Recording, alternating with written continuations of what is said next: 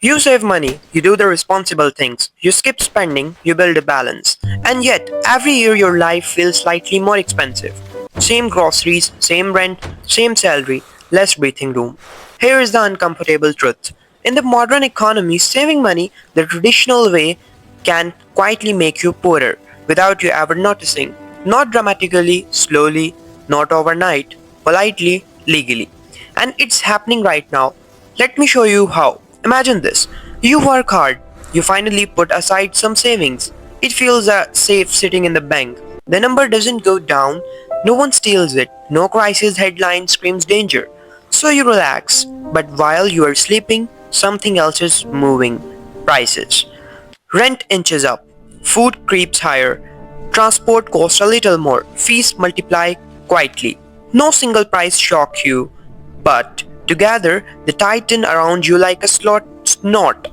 And you think inflation is normal, huh? That's where the real story begins. Because inflation is not just prices rising, it's purchasing power leaking. Your money doesn't disappear, it just buys less life than it used to. 10 years ago, a certain amount of savings meant security. Today, that same amount means survival. Tomorrow, it means stress.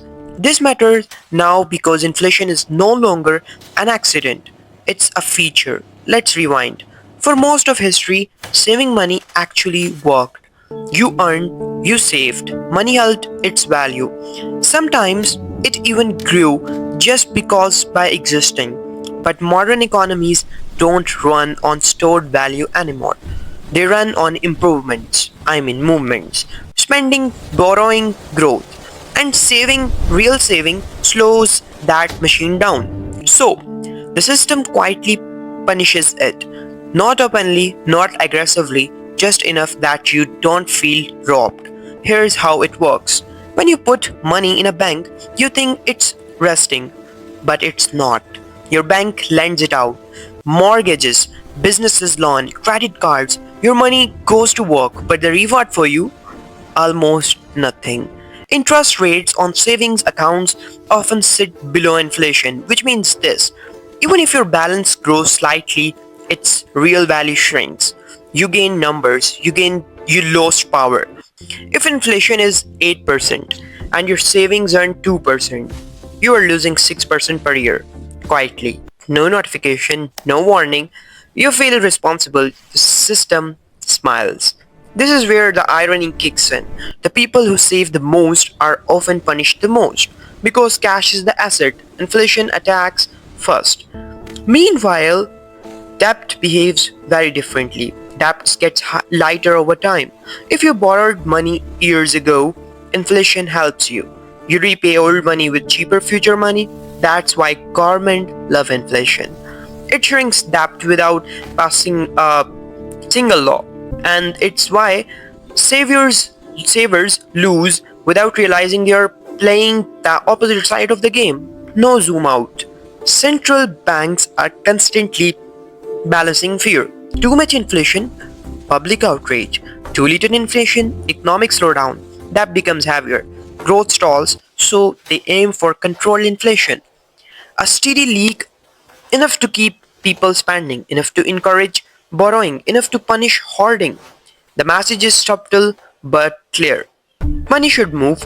If it still sits, it decays. Here is a path most people miss. Your salary doesn't adjust in real time. Prices react fast, wages react slow. So while inflation eats your savings, it also chases your income from behind. You get a raise, inflation and already ran ahead. You feel progress, your life barely changes, and because your savings look safe, you don't protect them. You trust the number. That trust is expensive. Now, let's talk about versus reality. You are told save early, save often, be disciplined. That advice is not wrong, it's incomplete. Saving without a plan for inflation is like storing ice in the sun and celebrating that it's still cold. Eventually it melts silently. This doesn't mean saving is useless.